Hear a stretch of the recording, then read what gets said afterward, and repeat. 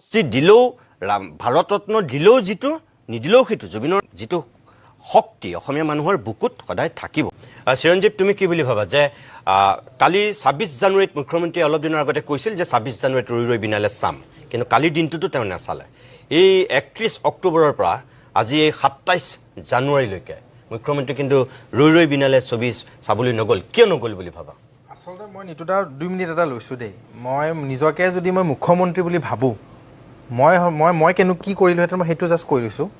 আচলতে মই যদি মুখ্যমন্ত্ৰী হ'লোহেঁতেন, মই প্ৰথম ৰাইজে কি বিচাৰিছে মোৰ প্ৰথম প্ৰশ্নবোধক সেইখিনি হ'লহেঁতেন যে ৰাইজে বিচাৰিছে মই চিনেমাখন চাব লাগে, ৰাইজে বিচাৰিছে মই অতি শীঘ্ৰে ন্যায় দিব লাগে, ৰাইজে বিচাৰিছে ফাষ্ট ট্ৰেক আদালত হওক, যেনেকুৱা প্ৰক্ৰিয়াতে নহওক জুবিন দাক ন্যায় দি পেলাই অসমবাসীৰ আগত এই মনবোৰক আচলতে শান্ত কৰাব লাগে, সেইটো আচলতে ৰাইজে বিচাৰি আছোঁ। কিন্তু ইমান গুণী, ইমান তেখেতে PhD ডিগ্ৰী নহয় জানো, ইমান জানি বুজি আচলতে এইবোৰ ভুল বুলি কওঁ মই। একেবাৰে সাধাৰণ কথা, তেখেতে গৈ চিনেমাখন চোৱাটো তেখেতৰ কাৰণে একো ডাঙৰ কথা নহয়, কাৰণ উদাহৰণস্বৰূপে কাশ্মীৰ ফাইল বা কেৰেলা ষ্টৰীত আমাক দেখুৱাই দিছে তেখেতে।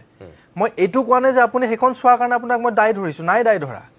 মানিলোঁ সেইখন হিন্দুত্ববাদী চিনেমা হ'ব পাৰে, কিন্তু ক'ৰবাত নহয় ক'ৰবাত জনসাধাৰণৰ মনত এটা প্ৰশ্ন আজি উদয় হৈছে, কাৰণ এইখন ৰৈ ৰৈ বিনালেত এটা কথা, এটা ধুনীয়া ডাইলগ আছে যে মই সদায় ৰাইজৰ লগত, ৰজাৰ লগত নহয়।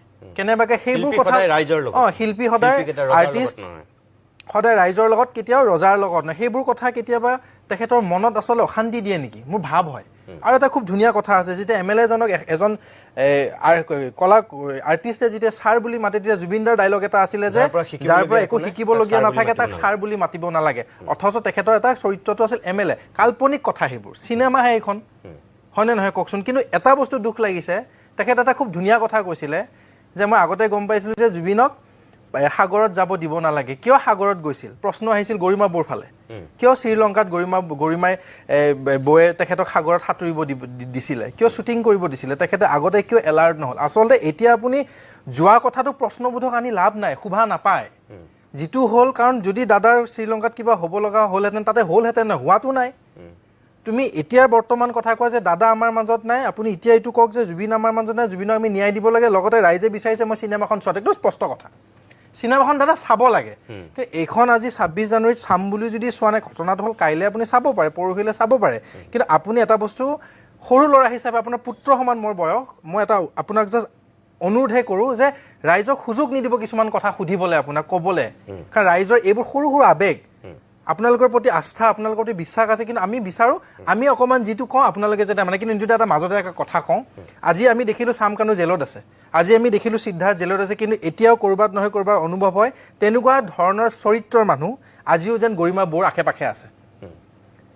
আজি আমি মাত মাতি আছোঁ একচাম আমাৰ লগত থকা, একেলগে আমি ডাঙৰ হৈছোঁ এই জুবিন সত্তাৰ লগত, যেতিয়া আমি আজি অত বছৰে কাম কৰিছোঁ, আমাৰ লগতে থাকি পেলাই জুবিনদাৰ টকাৰে ঘৰ চলে, জুবিনদাৰ নামেৰে ঘৰ চলে, সিহঁতে আজিকালি এতিয়া আমাৰ নামত এটা কথা ওলায় যে আমি বোলে ফুটেজ লওঁ। আজি যে বহি আছোঁ, আজি যদি তেওঁলোকে নিউজটো চাই কিছুমানে কয় আমি ফুটেজ লৈছোঁ জুবিন গাৰ্গৰ ন্যায়ৰ নামত।